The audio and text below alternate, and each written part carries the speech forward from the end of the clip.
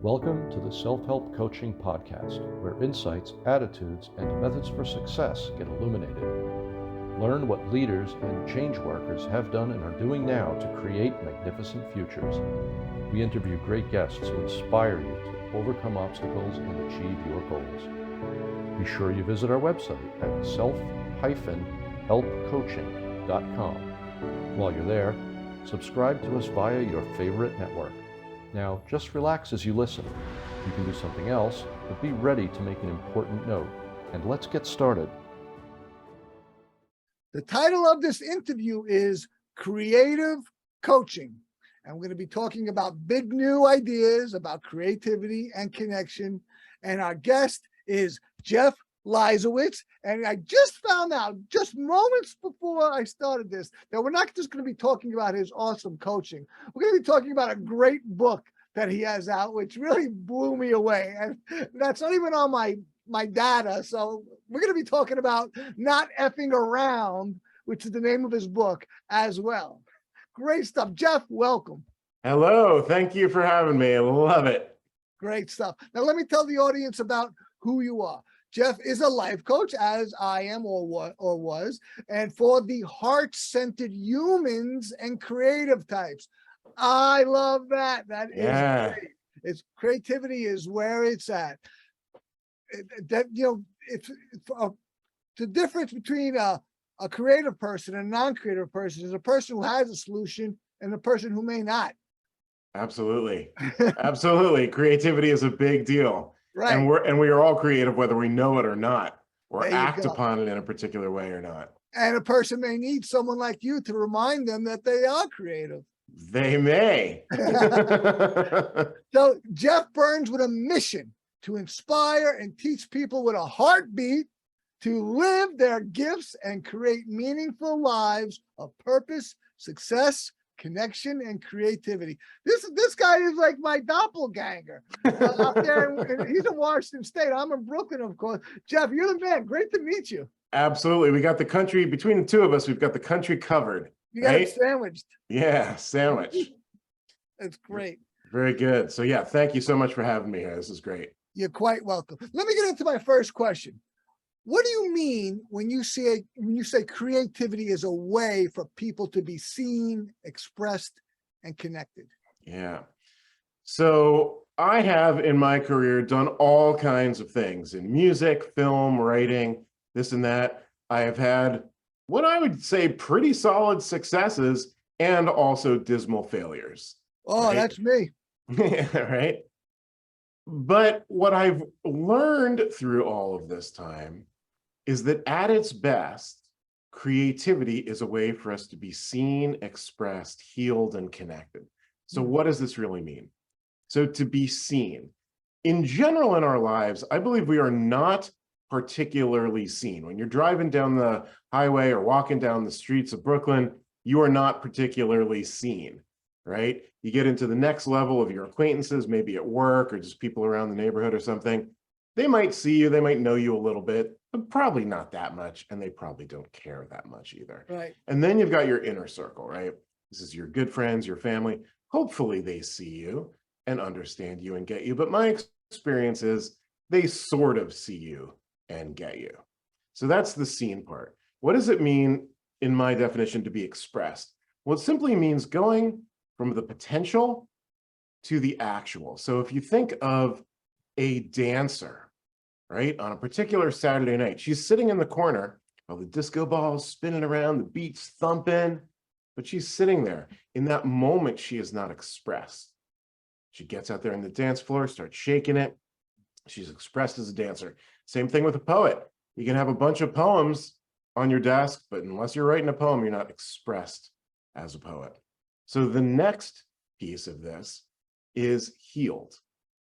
Okay, what does it mean to be healed through creativity? Well, I think that anyone who is created with vulnerability and authenticity knows that there is some kind of catharsis in that act. There is something that changes, a transformation, a letting go. And this is often, dark things, various traumas or bad experiences or whatever that we've had, but it can also be a celebration, right? what is the healing in a love song? It's like, I'm celebrating no more lonely nights, baby, right? That kind of thing. So when we are seen, expressed, and healed through authentic, vulnerable creativity, we then give our gift to the world. And when I say the world, I'm not talking about Madison Square Garden or the top of the New York Times bestseller. It can be one other person. But here's where it gets even cooler. When we give our gift of creativity to the world, we become the gift because we show others that they can be seen, expressed, and healed. Yes. And when this happens, it up-levels creativity into a whole other world. What happens now is we become, as creatives, sort of like these undercover ninja rock stars who are here to help connect the world, to empathize, for others to be seen, right? I love ninja rock stars. I love that. Yeah, you're a ninja rock star. I know it, right? When we do this, this changes our creativity from like, oh, that's cool, or that's fun, or that's beautiful, or that song's got a good groove, to like, wow, we are helping to heal the world. And that is a major, major piece of deep and powerful creativity. I know everything you said is total veracity. It's totally true because I relate to it 100%. Indeed, one of my greatest assets, perhaps the greatest asset I have, is my own individuality. And that, of course, comes from my greatest gift, which is my own life, which every single person in the world has. And every single person, even if they are not aware of it, is an individual. They may be confused because they bought into too much conformity and too much crowd, looking like trying to fit in. I'm here to echo what you said, Jeff. You know, that part of you, and it's not all about us. So we need to be selfish. We are selfish genetically. But we have to be team players as well. There's a balance to be had. But the part of you that is unique, that is your shine. You got to bring it out. You got to express it. The more you do it, the happier you are. Absolutely. We are all unique individuals, right? And understanding that, and then aligning ourselves to be true to that. Right. Really, the more you hide it, the more you suppress it, the more sad you are, the more depressed you are. Because this is your greatest gift, which is not somebody else's life, it's yours. And it's you being a person, all right? We're not getting into the ego, which is, of course, a construction, but you as a person who has consciousness, you have something to express. And I'll say something more, and I say this the most non-religious way possible. I think it was Jesus Christ who said that if a person doesn't bring forth what's inside himself, it will destroy him. So it gets worse. So it's not like you just have this, you could express this. If you don't bring it forth, you're screwing yourself, man. It's going to be worse. It's going to be corrosive. Yes, you're screwing yourself. It's going to be corrosive. And you're not giving the gift of your truth to the world. And that is huge. Yes, definitely. Right? Definitely, man. No, man, I knew the first moment I saw you, we had a rapport with no NLP techniques. We're both NLP practitioners. It had nothing to do with neuro-linguistic programming, but I immediately saw that we just seemed to resonate and have a simpatico and understanding. And now the more I speak with you, and I've only known Jeff now 23 minutes. 23 good minutes, though. Isn't it? Solid minutes. And I love what you're about. That's awesome, man. And this is, like I said, this has been, even before I was a coach, and a NILPer, this was, I understood this intuitively because I saw how good it was for me. And coaching, I may utilize it. When I coach, but that's your format, man. That's awesome. Format. Well, it seems to be, for what you out of the gate, you're telling me that this is, it's this and that. I'm like, hell yeah. It is. I was just kind of giggling because I never heard it put that way, but it is a core piece of my philosophy and my life. And then for me, that's bringing that to the world. Whoever is willing to listen, right, to open up, to heal themselves through their own individuality and creativity.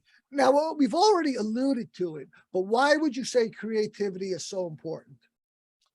Well, creativity is so important because it is a primal aspect of our lives. First of all, creativity is, basically creating anything. And if you're alive, if you're breathing here on Earth, you're creating something, right? You're brushing your teeth doesn't seem like a big creation, but it's, if you don't brush your teeth, everything. If you don't brush your teeth, you're creating bad breath. Exactly. Very good. I may use that one. Sorry, Jeff. Copyright Tony Petrozza. Right, there you go. There you go. So, what we're talking about here is using our creativity to make something of value to ourselves and the world. And people get confused about creativity. They typically, when they hear that, they think of, music and writing and dancing and, all that kind of stuff, right? Painting. And that certainly is creative. And, that's where a lot of creative people go. But creativity is everywhere. It's in business, right? It's in relationships. It's in cooking. It's like literally basically in everything. It's how you walk. Absolutely. Jeff and I were speaking before the interview about Proficio, which is my app that's going to revolutionize self-help. And I think that it's going to be huge. And it's going to, that it's going to be a ubiquitous program or an app on everyone's phone because it's going to work. Most people are not into self-help because they're afraid to fail. And less people are into coaching like Jeff and I because they don't want this is what I see. They don't want the perceived scrutiny or perceived judgment. They don't want to have to deal with a person. They rather fail by themselves. Right? That's my take on it. But Jeff has an interesting facial expression. Yeah. I'm not sure why people don't want coaching, but what I think they get if they are willing to step up and pony up the money is a commitment to themselves.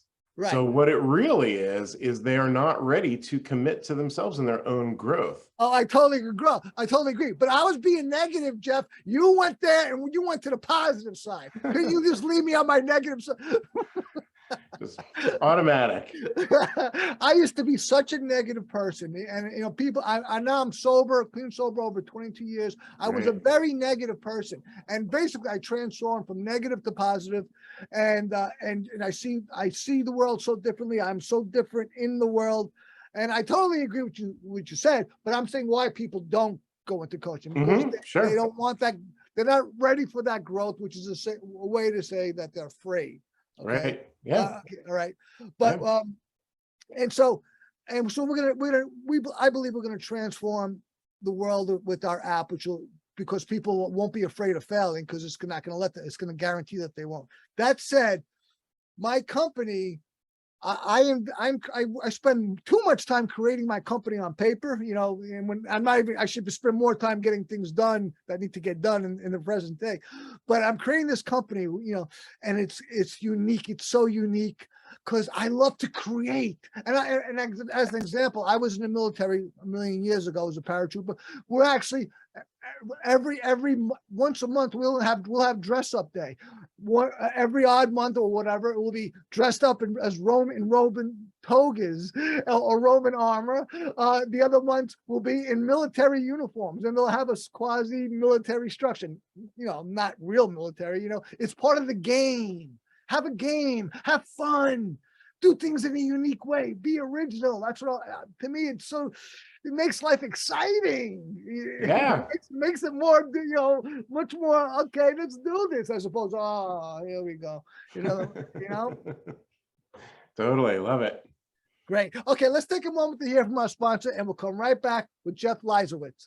Great stuff, Jeff. I'm loving it. This episode of Self-Help Coaching is brought to you by Proficio. What if there was a self-improvement program truly personalized to you, that knew and cared for you deeply, that whatever was going on in your life adapted for you perpetually? Visit www.profizio.io. That's PERFIZIO.io where you can start a program that will always suit you, considering all the pressures and nuances of your life. You're listening to the Self-Help Coaching Podcast with me, your host, Tony Petrozza. We're having a fantastic, not fantastic, awesome conversation with Jeff Leisawitz. Great stuff. I'm titillated by it. I hope that anyone listening is 1/10 as entertained as I am, because if they are, then they'll be a repeat customer.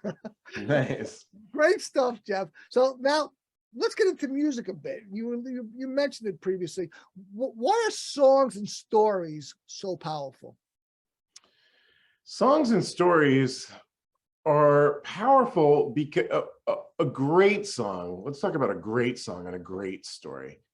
So first of all, a great song and a great story are so powerful because what an artist does when they create that is take something that is personal to them, to their unique perspective, and articulate it in such a way that the listener or the audience, the reader, understands the universal themes that are inherent in the specific story, right? And this is what transfers emotion and ideas. And then with the music, you've got the music on top of that, which kind of amplifies it. So when we think of our favorite books or our favorite songs, there is something in them that the creator of that articulated that we resonate with, right? So let me think back to one of my faves, Star Wars. Okay. I was a small town boy who wanted to get out of there. Luke had to get off that planet, right? That's right. And then he goes through all his hero's journey kind of stuff. And at the last minute, what does that guy have to do? He's got to close his eyes and take a shot on that Death Star. He's got to have faith in the universe, in the force, whatever you want to call it. And bam, he blows that sucker up, right? This is something that resonates in me deeply, because I know that when I trust and I let go and I kind of follow the flow, good things always happen. And when I get scared and freaked out, that's when the force isn't really happening, which, by the way, is directly related to Taoism.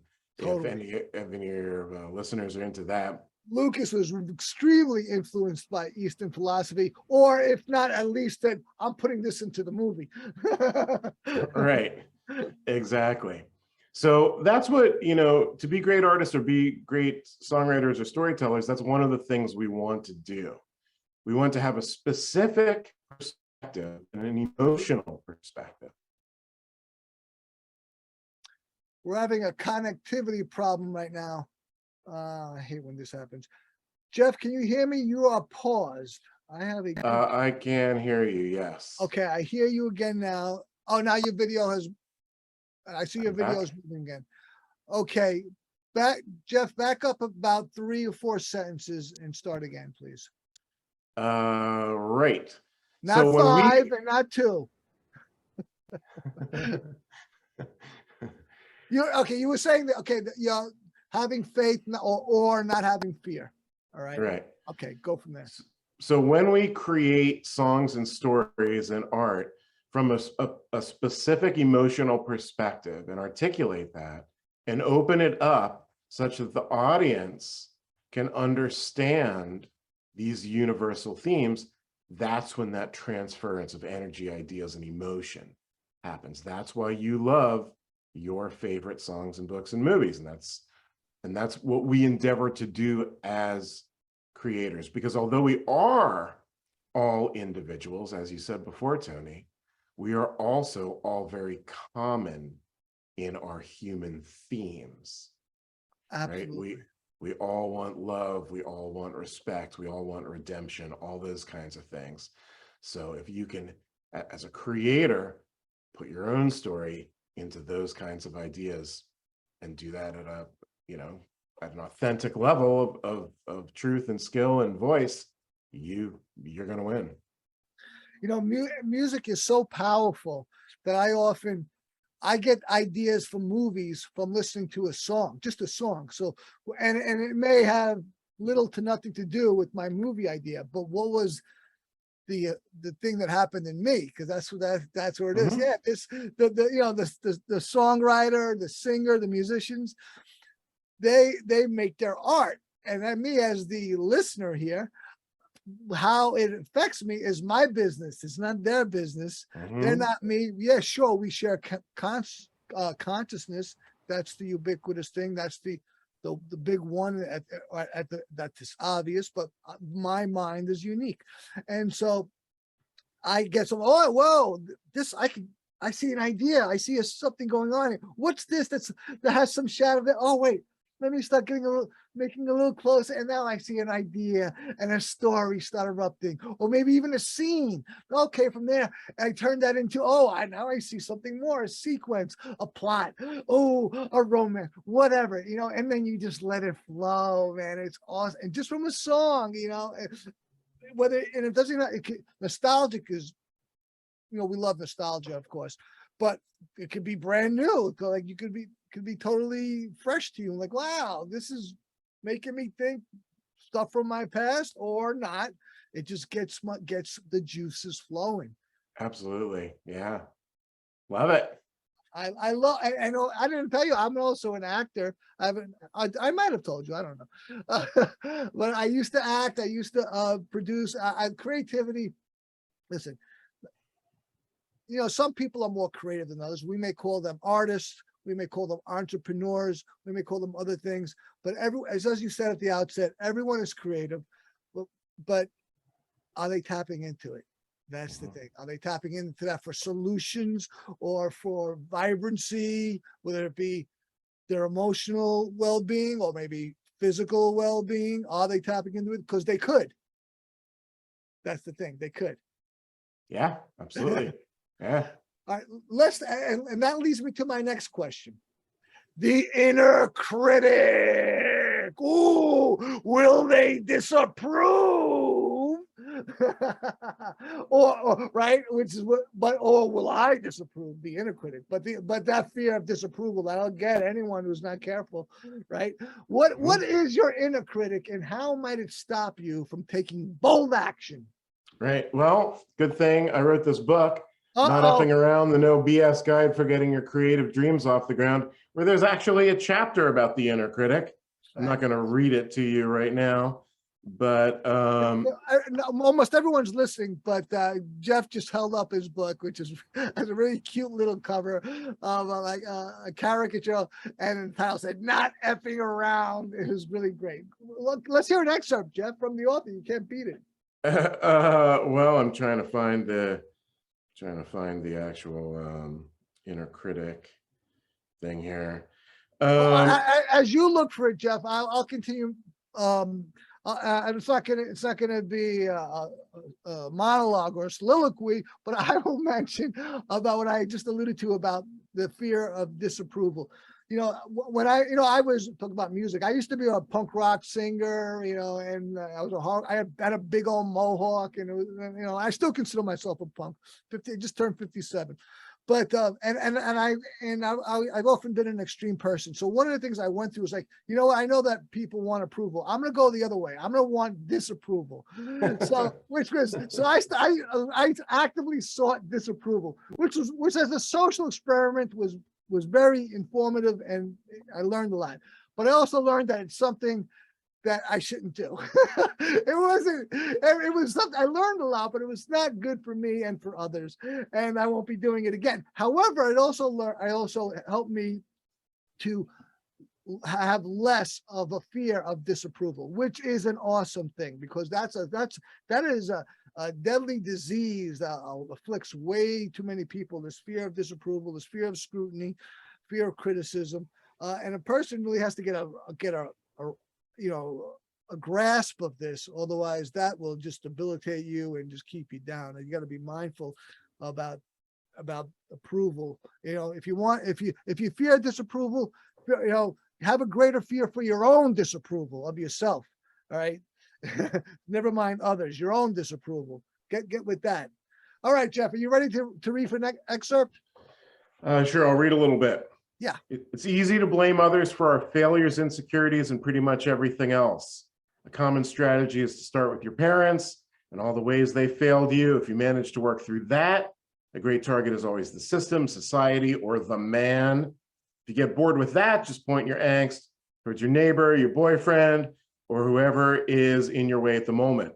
Sure, these people may have hurt you or thwarted your progress in some ways, but it's time to move on, to heal, take responsibility. Their days of wrecking your efforts are over. Let it go.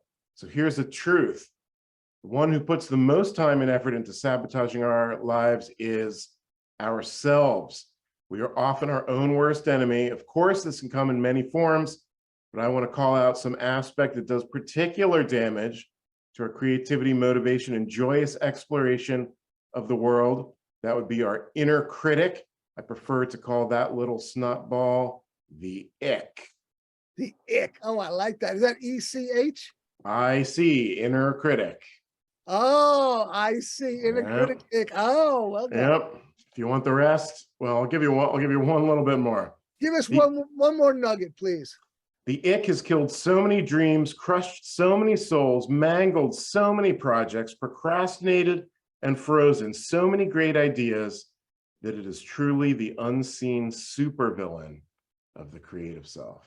That's awesome. And that's great stuff, Jeff, truly. And I complimented you before the fact, and I hope somebody didn't misconstrue what I said when I said, if you're going to have fear of disapproval, have a fear of your own disapproval. What I meant by that, just so I'm clear, is disapprove of yourself, not expressing yourself, not going for it, not going for it. Don't disapprove that. Disapprove of yourself, not going for it, not going. All right, because there's an important distinction. I don't want to be misinterpreted on that part, because that's a 180. That's great stuff, Jeff, and I really appreciate that, man. And I'm a great proponent of that thinking. Is that, I mean, it's a cliche that everyone's their worst enemy. Actually, you were more tactful about it. You said most people. I would say that everyone is, unless someone's about to shoot you, then that person at that moment's your worst enemy. Clearly, your worst enemy. Yes. But up until that time, it was been you all along. But we've got, if we don't have some kindness to ourselves, give ourselves, if we're going to beat ourselves up, do it with a feather or a wiffle ball bat, not a wooden one. And go start thinking about, what change you want to see in the world, and start saying to yourself, hey, maybe I'm the person who can make that change. Who else is going to do it? All right. I think I'm not sure if John Grinder said this. I think it might have been attributed to him or not. And I've done some really controversial stuff, and I got bigger stuff coming. And this is so applicable or pertinent. I think it was Grinder. He said, you're completely unqualified for the job, but you're the only one who can do it. I love that. That's me. Yeah, that's me. That's pretty good. Yeah. All right. So that, you may have all these, inadequacies or shortcomings. So freaking what? Right? Oh yeah, you didn't go to enough school. You don't have enough money, enough resources, enough friends, enough social etiquette. So what? Get going. Life's too short. You're going to be dead soon. I say that with absolutely no moroseness, man. None, no morbidity. Life's too short for us to be messing around, man. Yeah, totally. Let's take a moment to hear from our sponsor. Come right back with Jeff Leisawitz. Great stuff. Loving it, Jeff. This episode of Self-Help Coaching is brought to you by Perficio. Do you know why most wealthy people are that way? It's because they think like wealthy people, and a fool and his money are soon parted. Visit www.perficio.io. That's PERFICIO.io, where you can actually transfer the wealth mentality into your own brain, and you will think wealth. You're listening to the Self-Help Coaching Podcast with me, your host, Tony Petrozza, having a fantastic discussion with Jeff Leisawitz. Really great stuff. I think that from my perspective, this is not only entertaining, but it is very valuable stuff. I think is, or at the very least, very interesting. And I really appreciate you reading from your book. That was really Sure. great. Your thing. Let me get to my next question. What steps would you recommend for anyone who wants to rev up and get their creative dreams off the ground? Would you, just answer that question.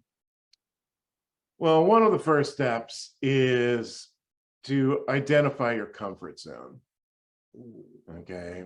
I mean, there's a million steps to this thing, but so within our comfort, so everyone has a comfort zone, right? Think of it as a circle and you're kind of in the middle there. And people love the comfort zone. Why? Well, it's comfortable. It's like your nice comfy bed or your favorite, chair or whatever, right? The comfort zone is great for being comfortable, but it's terrible for growth. Okay, so if you stay in the comfort zone too long, you're basically not going anywhere, right? In terms of growth and forward movement. So what do we have to do? We have to identify this, first of all. Second, we need to understand what the goal is that we're going towards, and then take a small step out of the comfort zone. Okay, do something that is uncomfortable. And here's where people get freaked out. Stand there in the discomfort, right? It's called the comfort zone because it's comfortable. It's uncomfortable outside there, but that's where the growth is happening. So stand there, feel it, get the skills you need, do whatever you got to do. And sooner or later, you're going to notice something very odd happening. And that is that the comfort zone expanded to meet you. Once you got that, you're back in the same place, except you have a bigger world. So now do the same thing. Take another step. Instead of 6 inches, why don't you go a couple feet out? Maybe go a half mile out. It depends where you're at, right? How much you want to go and how fast. But essentially, this is the process. You step out of the comfort zone, you feel uncomfortable, you learn the skills, you be there, you don't go running back. Comfort zone expands, you expand, you get closer to your goal every time. Absolutely. A lot of people think it's a conundrum, whether they are familiar with the process or just totally ignorant of what you just described, which is, of course, completely accurate. They think, oh, I don't want to be uncomfortable. We all, it's true. We all want to be comfortable. Every one of us. I love it too much. However, I also know that growing is the only way I'm going to get where I'm going.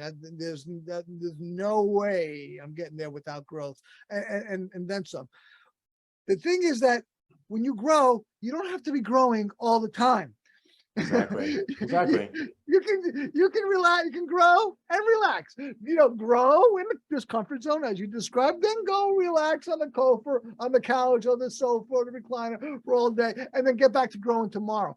Growth, then relax. Right. Discomfort, comfort. And there's different areas to grow in.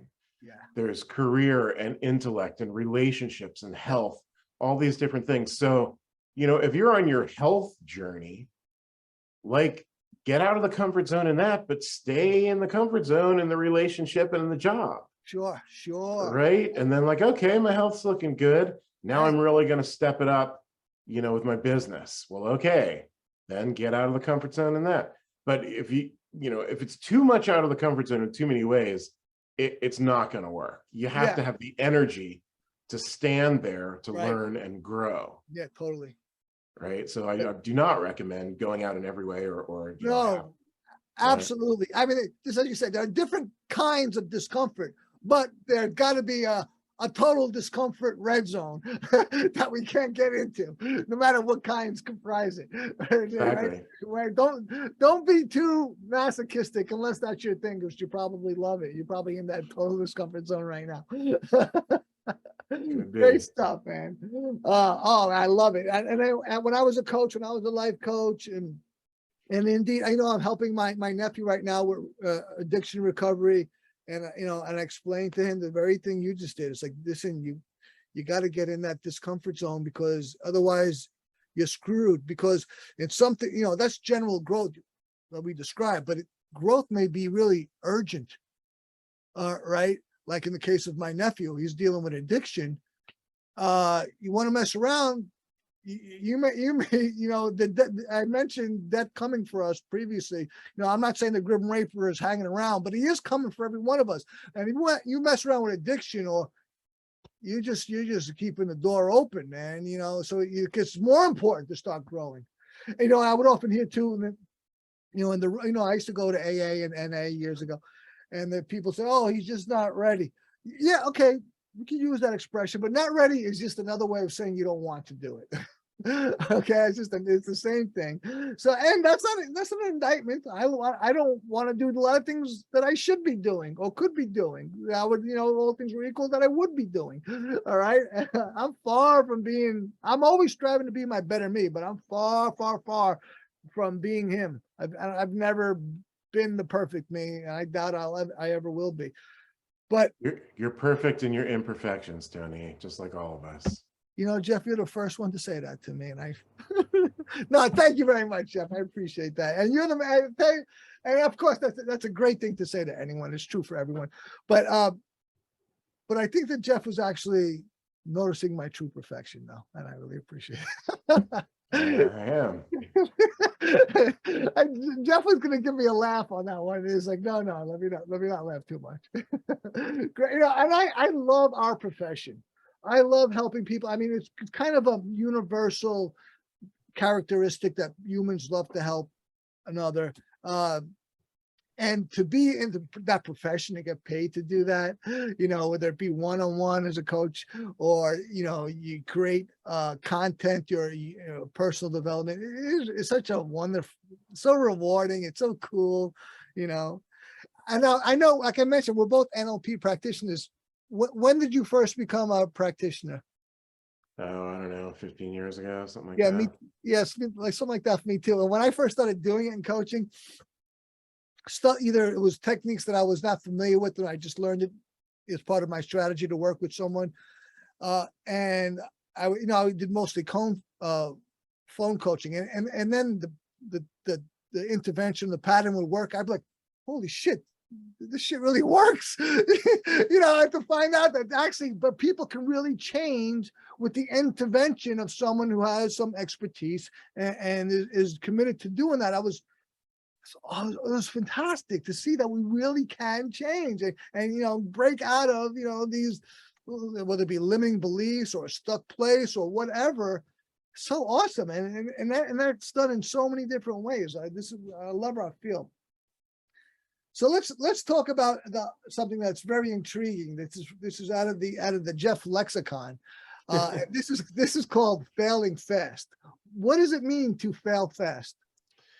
Well, failing fast, the first thing we have to do is redefine the word failure, because nobody likes the concept of failure, right? You didn't get to your goal, you landed on the street, whatever the thing is. So let's change the word failure to feedback. Okay, so when we endeavor to do something, we move forward and we don't get there. We're going to call it feedback. What we need to do is take a breath, take a step back, and then start asking every possible question you can think of. Right? That's the feedback. What didn't work? Why didn't it work? What was my fault? What was the world's fault? What could have been done better? What was fun? What was terrible? Who could I have hired? There's a million things you can ask these questions. The more questions you ask and the better answers you get, the more you'll be prepared for your next adventure. So then you step forward and you do the thing again. And guess what? You're probably going to get some more feedback. Same deal. You just keep doing it. Ask those questions, iterate, even change the goal, right?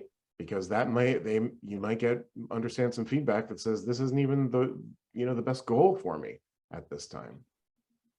Thus, if you as my book says, fail fast, you essentially just accelerate this process. If you take forever to get your first bit of feedback, well, guess what? It's going to take you that much longer to get the next feedback, to get the next one, to actually hit your goal. Absolutely. I mean, we learned that NLP that there's no such thing as failure. There's only feedback. And you can look at it that way, or the way you described it. I like failing fast. That's great. And Jeff and I were talking about this before the interview. You know, my app Proficio, which I claim is going to revolutionize self-help and personal development, and it does that in a number of dynamic ways. But the umbrella way, the definitive way, is that it doesn't let you quit. Okay, because until you quit, you're in the game. It doesn't matter what it is. I mean, we were talking about my company, my app. I've been developing Proficio for 8 years, 4 years of pre-development, 4 years of development since we formed Auxilium. And I tell you, it's the hardest thing I've ever had to do. Right now, we've been undercapitalized. I thought about quitting. I tell you, I even thought about suicide. And I mean that sincerely. But of course, I laughed the thought away. But it actually, sincerely, I'm being honest and frank, came into my mind, and I laughed it goodbye. You know, I didn't entertain it, and I know that I've been suicidal in the 90s. You know, but like I said, I changed anyway. So I laughed the thought away. But it's been that difficult. Okay, so if you know, and I've thought about quitting, and I don't quit because I could just. It's so promising, and I'm committed, and I have a partner who cares about me. I've made my claims, my declarations. There's been so much invested. You know, there's been over $230,000 put in this already for investors. You know, but I could quit. I could, because it's been so hard. And I know that until I quit, it ain't over. Even though it may not work out the way I expect it, and it probably won't actually. If I go for my life, it won't go the way I expected. It'll be some variation at best. All right. But I know that if I quit, it'll never happen. And if I don't quit, it's gonna happen one way or another. Mm-hmm. Some variation, like I said, or not, it's gonna happen. You know, whether it be huge, small, you know, whatever description, however it pans out, it will pan out. But it ain't gonna happen if I quit. And so all the stuff going on is just feedback. This is not working. Okay, well, maybe what could I do different? Well, you know, whatever. You open yourself to the universe to see what's happening from this, you know, as a result, or this activity. And as long as you keep going, you're in the game. You know, just as I mentioned with my nephew, you know, addiction. I say you got to stay clean. When you stay clean, we'll work on all these other issues. But if you use the drugs, you're out of the game. You're out of the game, because everything else is nothing works under the influence of drugs. Nothing. It's just a pretense. The veil between our eyes and reality is thickened. So you know, to stay for recovery, you got to stay clean, and for success in anything else or everything else, including a recovery, you got to keep going. You got to keep going. So great stuff. Jeff, you have been a wonderful, wonderful guest. Thank you. Thanks for having me. Not at all. It's a pleasure to meet you too. You too. And I hope you count me as a friend. I count you as my friend already. Absolutely. Do you have any final remarks for the audience? Final remark might be, if you'd like a life coaching session, you can come right on over to my website and sign up and do that. That would be good. Any other final thoughts? Just do it, whatever it is. If your heart beats, if it's true to you, it's rock and roll. Go do the thing. That's it. That has been the pervasive message of this interview, and why not emphasize it with that axiom? That's awesome. I totally concur. Jeff, how can people find you online, your website, your social media? Yep, jeffleisawitz.com. If you can spell that anywhere near properly out there, you should be able to find it, and hopefully you'll have that on your show notes and stuff like that. Oh yeah, you'll have your own page on our website, with Cool. your website and all your Instagram, which is actually NFA Jeff. NFA Jeff, that's me. And Twitter, also, same thing. yeah, And LinkedIn is Jeff Leisawitz, as is the same thing that your name, which is your website.